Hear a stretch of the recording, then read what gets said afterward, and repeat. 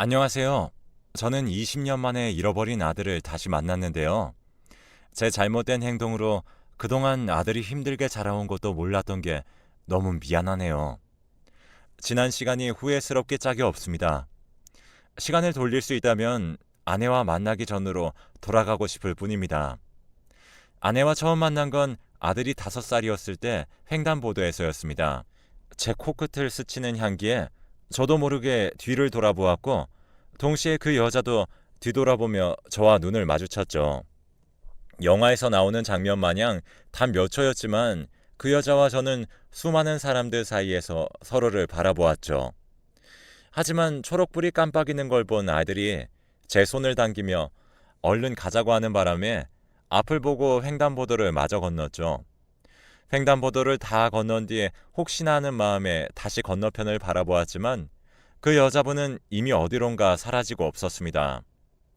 한순간이었지만 얼마나 강렬했는지 한동안은 문득 그 순간이 떠올랐습니다.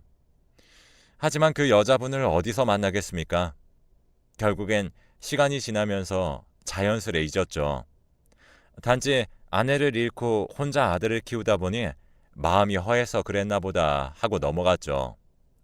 아내는 아들을 차에 태우고 처갓집을 가던 중 고속도로에서 화물차와 사고가 나서 그대로 그 자리에서 세상을 떠났습니다. 아내는 사고가 나는 당시에 아들을 살리기 위해 핸들을 틀어서 아들은 크게 다치지 않을 수 있었습니다. 그날 이후 아들이 어렸을 적부터 혹시 부모의 사랑이 부족하게 자랄까 싶어서 아들과 최대한 많은 시간을 보내려고 노력했지만 여러모로 혼자서는 무리였습니다. 아들에게 더 나은 회사를 물려주기 위해 막 물려받았던 아버지의 회사도 더 경쟁력 있는 회사로 키워나가기 위해 밤낮없이 잠을 줄여가며 일도 했었죠. 그런 상황이 몇 년이 지속되다 보니 제 건강도 너무 나빠졌고, 제가 아들을 직접 가르치고 돌보는 것보다 전문적인 분들의 도움을 받는 게 좋다고 판단했어요. 그래서 아이 유치원을 알아보려고 하니 아들이 어찌나 낯가림이 심한지 매번 유치원에 들어가도 한 달을 채우지 못하고 집으로 돌아왔습니다. 그런 모습에 저는 걱정이 이만저만이 아니었죠. 시터를 구해서 쓰기에는 아이 교육도 필요했고, 제가 아들을 가르치기엔 시간도 부족했었으니까요. 그렇다고 지금처럼 부모님에게 아들을 맡기기에는 부모님의 건강도 안 좋아지셔서 건강한 6살짜리 아들과 놀아주시는 것에도 한계가 있으셨습니다. 그래서 아들이 좋아하는 미술을 중점적으로 가르치고, 제가 없는 시간 동안 집으로 와서 아들을 돌봐줄 수 있는 가정교사를 따로 구하기로 결정했습니다. 처음에는 낯선 사람과 아들을 단둘이 놔두는 것에 거부감이 들었지만 부모님이 귀농하시면서 댁에서 일하시던 도우미분도 가정교사와 똑같은 시간 동안 저희 집에서 함께 일하시며 있어주시기로 하셨습니다. 아들도 이미 얼굴을 익히 알고 있는 분이니 낯도 가리지 않았고요. 그리고 가정교사를 뽑기 위해 면접을 보는데 다들 하나같이 좋은 대학교를 나와서 아이를 어떻게 가르치면 좋을지 준비하셔서 자기만의 교육 방법을 설명해 주셨는데, 저는 오히려 그 부분은 영 마음에 들지 않았습니다. 아들이 낯도 많이 가리고 예민한 성격이다 보니 교육보다는 아들이 긴장을 풀고 자유롭게 사람들과 대화하고 관계를 맺는 방법을 배웠으면 했거든요.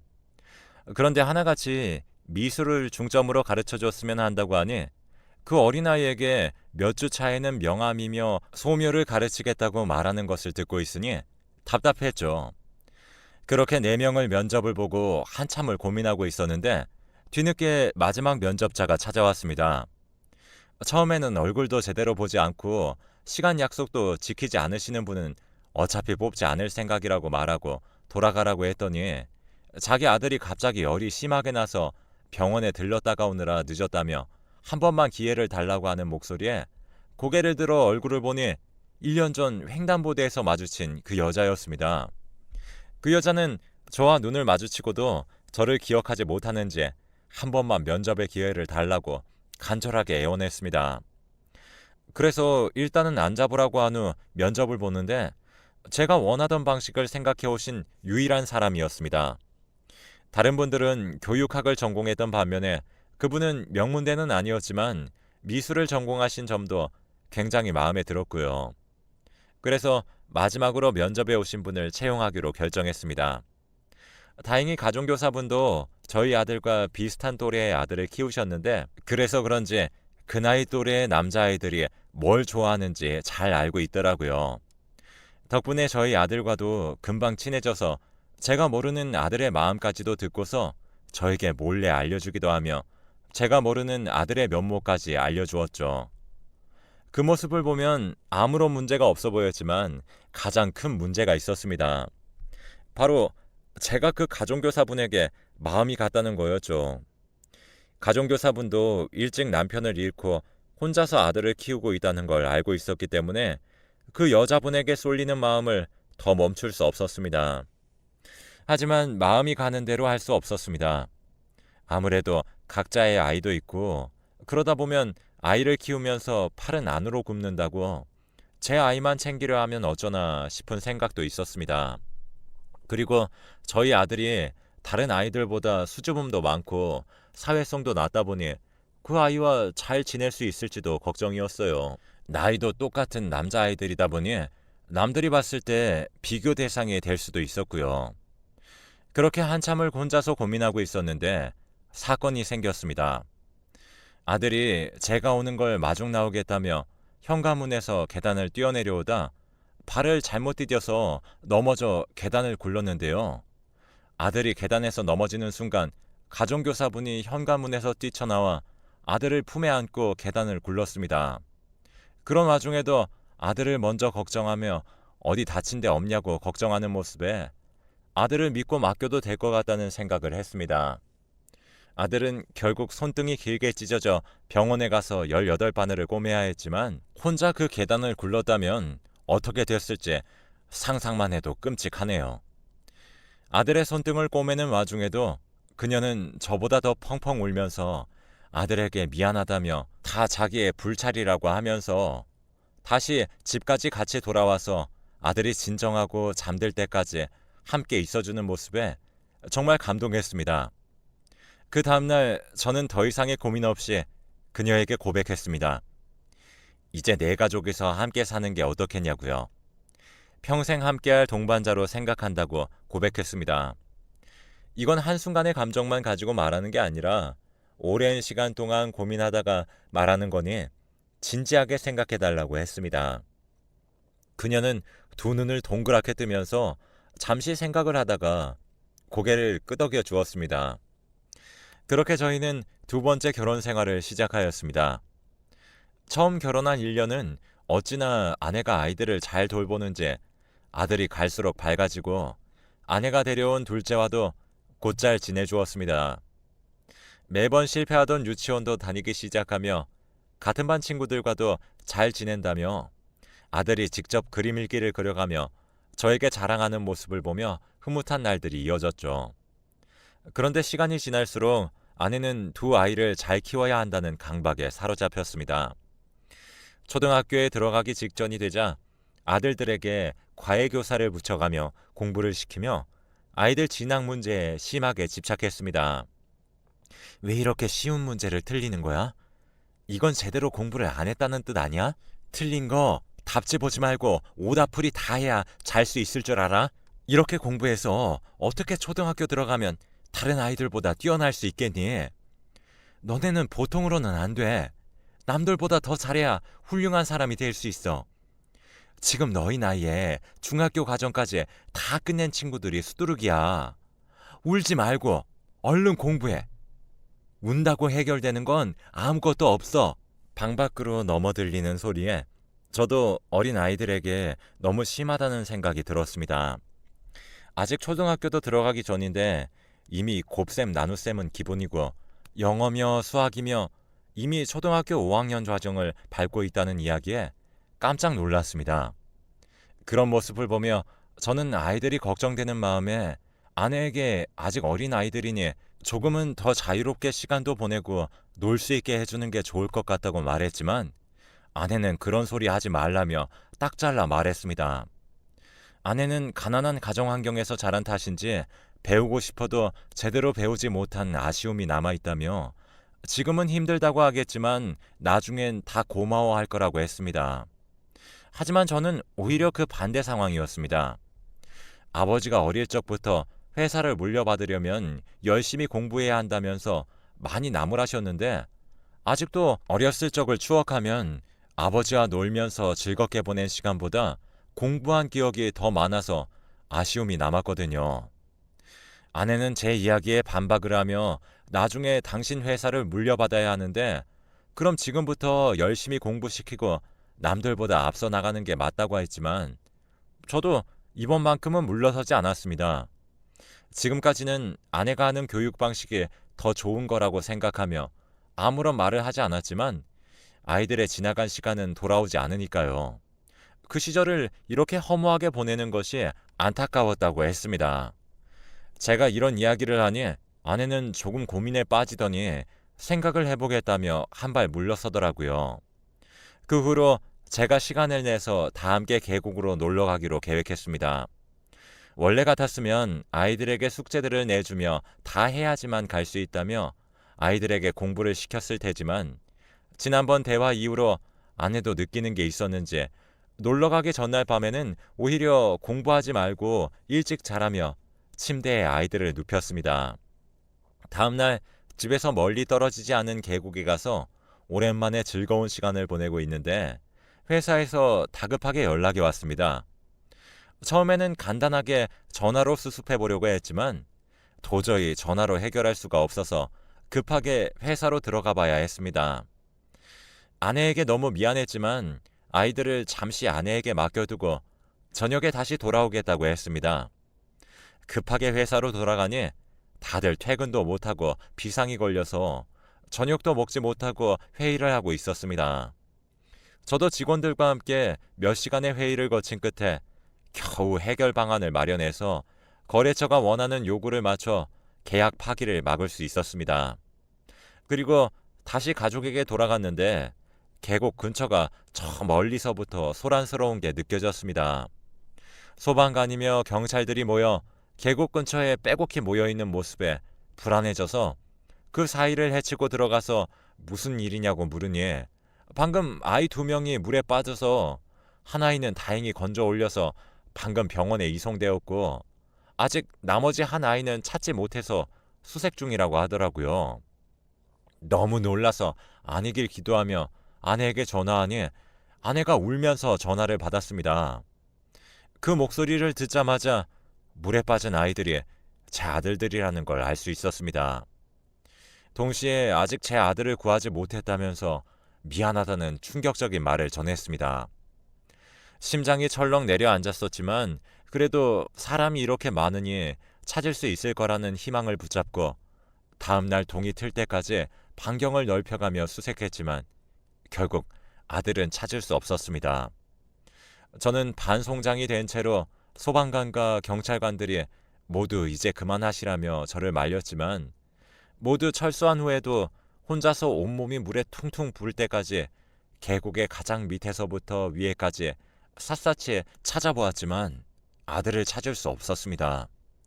시신도 찾지 못했으니 혹시나 누군가 아들을 건져 올린 게 아닐까 하는 생각에 전단지도 만들어 그 부근에 모두 뿌렸지만 아들을 보았다는 이야기도 들을 수 없었어요. 그날 이후 저는 혹시 모를 희망을 가지고 회사도 전문 경영인을 고용하고 1년을 넘게 아들을 찾아다녔지만 결국 찾지 못했습니다. 1년을 넘게 모든 것에 손을 놓고 있으니 회사도 갈수록 엉망이 돼가더라고요. 그래도 아버지가 한평생을 일궈놓으신 회사였는데 저 때문에 망하는 꼴은 못 보겠어서 결국엔 아들을 찾는 걸 포기했습니다.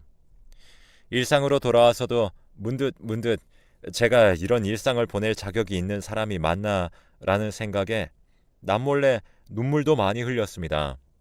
아들의 생각에 더 잘해주지 못한 것들만 떠오르고 그날 제가 회사로 돌아가지 않았더라면 무사히 잘 살고 있지 않을까 하는 생각에 죄책감이 날로 심해져 갔습니다. 그래도 아내나 둘째 아들에게 티를 내면 아내도 둘째 아들도 저에게 죄책감을 가질까봐 최대한 티를 내지 않으려고 했습니다. 그러다 보니 가면성 우울증까지 와서 혼자서 약을 먹기도 했습니다. 그러면서 회사 일에 열중하면 조금 나아질까 싶어서 죽은 듯이 회사 일만 하기도 했었고요. 그런데도 유난히 힘든 날이면 아들이 사라진 그 계곡으로 차를 몰게 되더라고요. 혼자 두세 달에 한 번은 그곳을 찾아 혼자서 아들을 생각하는 일을 자그마치 25년 넘게 했습니다. 그럴수록 아들에 대한 그리움은 더 깊어져만 갔습니다. 그 세월 동안 둘째 아들도 어느덧 다 자라 제 회사를 물려받았고, 저는 이제 경영에서 손을 떼고 아내와 조용히 살기 위해 귀농을 계획했습니다. 그래서 귀농 전에 투자했던 돈들을 정리하기 위해 은행을 찾았는데, 은행 부지점장이 저희에게 내놓을 커피를 청원경찰에게 시키더라고요. 청원경찰에 대한 대우가 좋지 않다는 것은 알고 있었지만 고객들에게 내올 커피까지 타는 모습을 보니 부모님들이 보시면 참 마음이 안 좋겠다 싶었습니다. 그런데 그 청원경찰이 커피를 내려놓다가 저와 아내에게 커피를 쏟았는데, 아내가 호들갑을 떨며 이 옷이 얼마인지 아냐며 호통을 쳤습니다. 부지점장도 아내의 호통에 놀라서 청원경찰에게 얼른 사과드리라고 했지만, 놀란 직원은 기어들어가는 듯한 목소리로 사과했습니다. 그 모습에 아내는 더 화가 났는지 그게 사과하는 태도냐며 무릎을 꿇으라고 했습니다. 저는 그만하라고 말렸지만 부지점장은 얼른 무릎 꿇으라며 그 직원을 나무랐고, 직원이 엉거주춤 무릎을 꿇자 아내는 기다렸다는 듯이 직원의 뺨을 내리쳤습니다.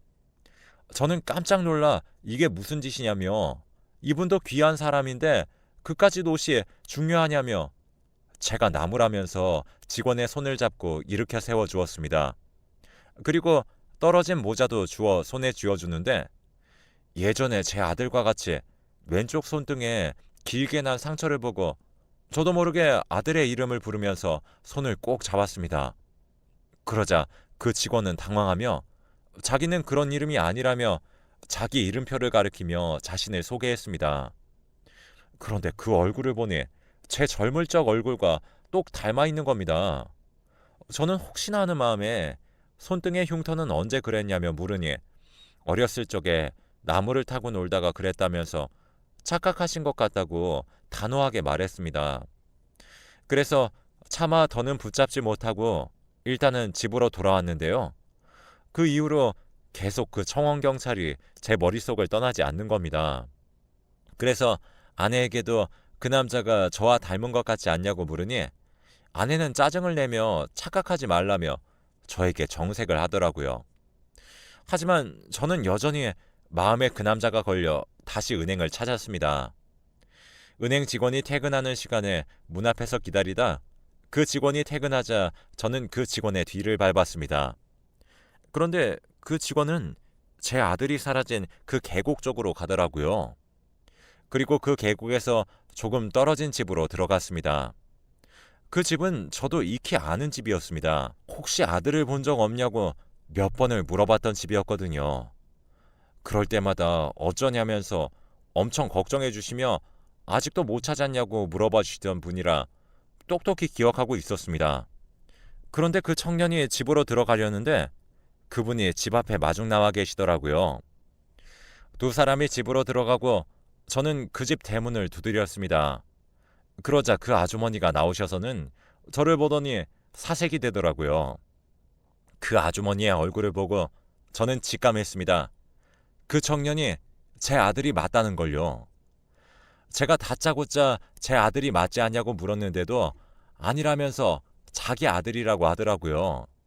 그래서 제가 그 집으로 아들의 이름을 부르면서 들어갔는데, 그 집 마루에 떡하니 아들이 어릴 적에 상을 받고 찍은 사진이 대문짝만하게 걸려 있는데, 그 사진 속 아이는 제 아들이었습니다. 집 안으로 들어오려는 저를 막으려던 아들은 제가 펑펑 울면서 안아주자 엉거주춤한 자세로 제가 울음을 멈출 때까지 서 있었습니다. 알고 보니 그 아주머니는 저희 아들이 사고가 나던 그날 자기 아들의 장례식을 마치고 집으로 돌아오셨었고, 원래도 조금 정신지체 장애가 있으셨던 터라 계곡에 휩쓸려온 아들을 보고 자기 아들이 다시 돌아온 줄 알고 집으로 아들을 데려오셨던 겁니다. 한동안 정말 자기 아들인 줄 알고 몇 년을 키우다가 어느 순간 아들이 죽었다는 걸 깨달으셨다고 해요.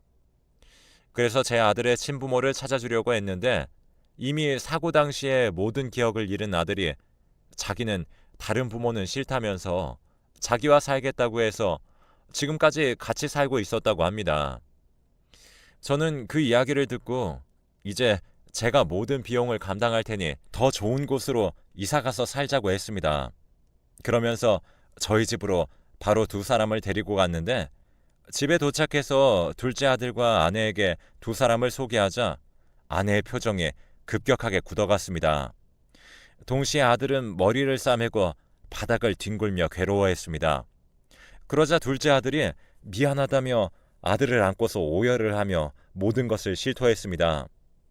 어머니가 구해줄 때 자기를 붙잡는 형의 손을 뿌리쳤다면서 어려서 살고 싶어서 그랬다면서 미안하다고 했습니다.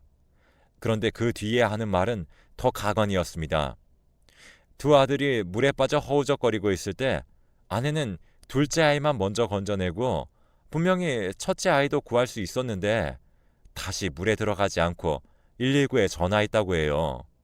그러면서 의식을 잃어가는 둘째에게 이러면 이제 회사를 물려받을 사람은 너밖에 없을 거라며 너는 평생을 풍족하게 살 거라고 했다고 하더라고요. 아내는 첫째를 구할 수 있었지만 구하지 않았던 거죠. 둘째를 위해서요. 그 이야기를 듣고 저는 너무 큰 충격을 받았습니다. 그러자 아내는 저에게 달려와서는 오해라며 자기가 너무 힘들어서 다시 물에 들어갈 엄두를 못 냈었던 거라고 해명했습니다. 둘째가 물을 먹고 잘못 들은 거라면서요. 그런데 첫째가 그 사이에 그 사건이 기억이 났는지 거짓말하지 말라면서 자기는 물에 빠져가던 그때 물 밖에서 둘째를 안고 자기가 가라앉는 걸 지켜만 보고 있는 걸 이제 다 기억해냈다고 했습니다. 저는 고작 그런 이유로 아들이 죽을 뻔하고 25년을 넘게 만나지 못했던 세월을 생각하니 아내와 그 아들이 끔찍한 괴물로 보였습니다. 제가 고통스러워하는 걸 모두 지켜보면서 무슨 생각이었을지 짐작도 안 가네요. 그 일 이후 회사는 전문 경영인에게 맡기고 첫째 아들에게 경영 공부를 시키기 시작했습니다. 물론 아내는 그 당시 아동학대 및 과실치상으로 기소되어 징역형을 선고받고 교도소에서 복역 중이라고 합니다. 그 아들은 회사에서 쫓겨났고 소문이 흉흉하게 다 퍼져서 어디서든 받아주지도 않고 새로 사업을 시작하려고 해도 돈도 없고 아무도 투자해주지 않으려고 해서 그렇게 그 여자가 바라던 풍족한 삶은 꿈꾸지 못하게 됐다고 하네요.